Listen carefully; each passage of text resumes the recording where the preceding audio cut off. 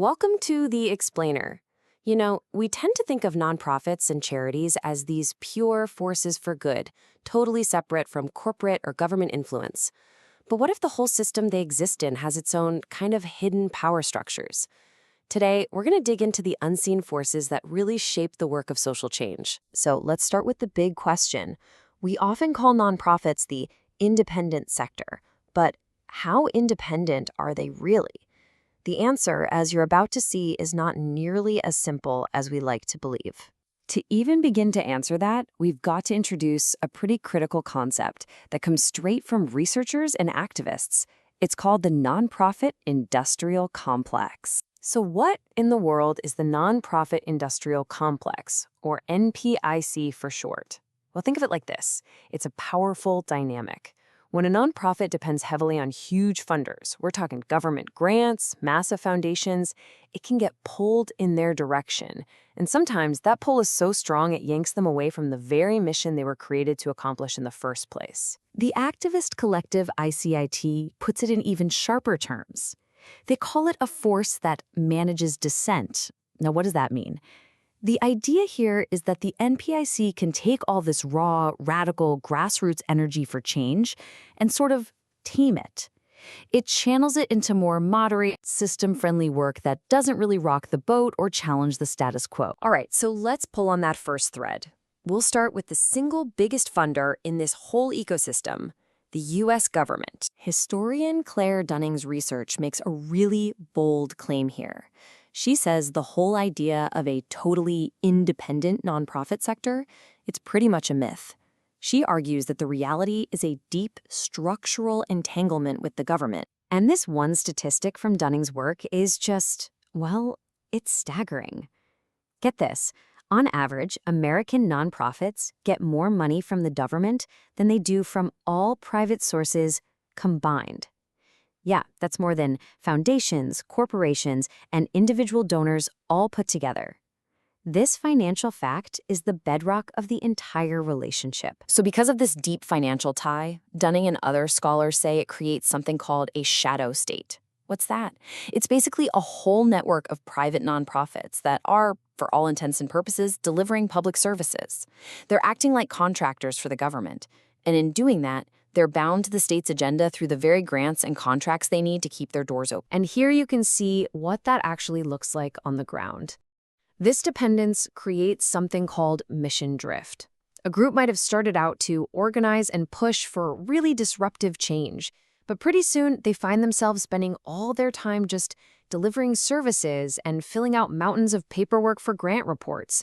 Instead of answering to their community, they end up answering to the mandates of the grant. Okay, so that's the government piece. Now let's turn to the other major player in the funding game, big philanthropy. We're talking about those huge private foundations with massive endowments. When we talk about big philanthropy, we run into a different, but you'll see, very related idea: movement capture. This term, from researcher Megan Ming Francis, describes what happens when powerful funders use their money, their financial leverage, to actually steer an entire social movement, essentially deciding which strategies get funded and which ones don't. Francis gives this incredible historical example to show you what she means. Back in the early 20th century, the NAACP's #1 priority was fighting the absolute horror of racial violence and lynching. But the big foundations they went to for money, they were really only interested in funding legal cases about education. So what happened? The NAACP pivoted.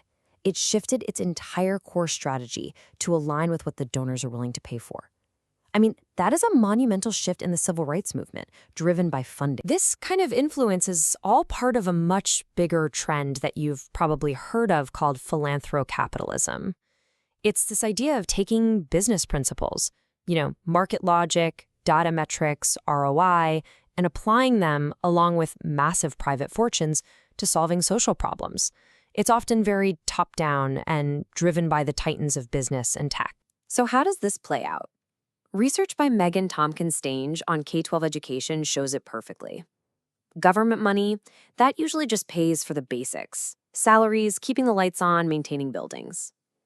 But philanthropic money is different. It's highly strategic. It targets very specific things, like starting charter schools or developing new standardized tests. So even though it's way less money overall, it ends up having this huge disproportionate influence on policy and setting the entire agenda for reform. And as you can imagine, this has led to some pretty serious critiques from scholars like sociologist Lindsay McGoey.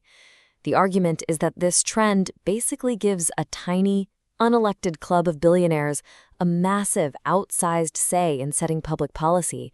It lets them use their private wealth to bypass democratic processes and reshape public life, our schools, our health systems, based on their personal belief. Okay, so we've got the government's shadow state on one side, and we've got the influence of philanthrocapitalism on the other. So let's bring these two threads together and ask the most important question. Why does any of this actually matter? Now, it is so important to stress that none of this research is really about pointing fingers or saying people have bad intentions. The argument isn't that foundations or nonprofit leaders are trying to cause harm. It's about the system itself. It's a structural problem. It's about power, how the whole game is designed, and ultimately, who answers to whom. Political scientist Rob Reich just puts it bluntly. He says, our system of charity has plutocratic biases baked right into its DNA. In other words, the system is fundamentally designed from the ground up to amplify the power and the preferences of the wealthy. And this is where we run into what many see as a real dilemma for democracy itself. Think about it. When private, unelected foundations can shape public policy, who holds them accountable? When our tax dollars subsidize their donations through tax breaks, are we, the public, effectively paying for the wealthy to push their own private agendas? It forces us to ask a tough question. Is this system serving democratic goals, or is it serving the priorities of its biggest donors? And that leaves us with this final, really provocative question that sits at the heart of all this research. When private wealth becomes a primary force steering public life, shaping our schools, our social policies, our communities, is it actually strengthening democracy, or is it undermining it? That's a question worth thinking about.